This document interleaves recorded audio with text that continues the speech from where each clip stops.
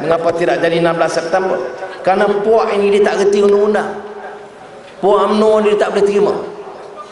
Tak tidur dia nak fikirkan jawatan dan komisen dan habuan dia akan hilang.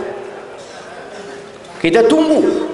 Setelah 5 hari tak dapat, saya tulis surat kepada Dunia Mulia Sedia Paduka Baginda Yang Dan-Pertuan Agong, memaklumkan kepada Agong bahawa kita dah tulis surat kepada Memanda Perdana Menteri. Dia tak jawab, dia tolak. Kita dah minta adakan mesyuarat khas, dia tolak. Dia tak jawab dan dia tolak dengan sombong.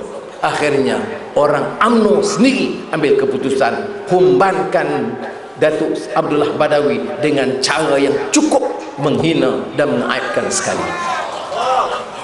Sudah.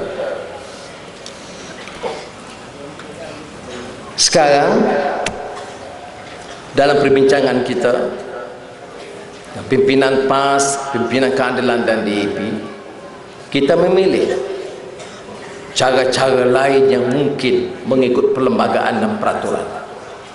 Apa dia caranya? Hamba tak boleh wayak malam ni, karena ini rahsia di kalangan pimpinan. Kebijaksanaan harus ada. Kita pilih ikut undang-undang, kita pilih cara aman. Negara kalau nak ikut cara Siam, nak ikut cara Manila, boleh, karena kita tahu rakyat bersama kita. Saudara anggap boleh Perdana Menteri sekarang atau Datuk Najib nak berhimpun orang Kelantan begini ramai, nak himpunkan? Tak boleh. Bukan saja di sini, di mana-mana.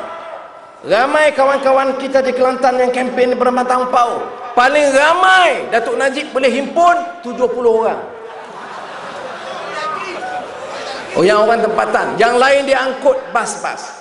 Hari penamaan calon, puluh ribu datang, berjalan kaki, bawa air sendiri, yang menyokong calon Pakatan Rakyat.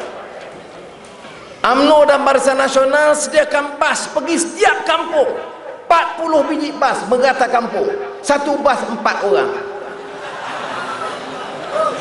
Kemudian dia marah, dia kata dia kena ugut. Rakyat tak bagi sokongan. Saudara, calon UMNO dapat 15,000 undi. Tapi percayalah, kalau pilihan raya itu bersih, senarai pengundi bersih, saya tak percaya dia boleh dapat lebih daripada 10,000 undi.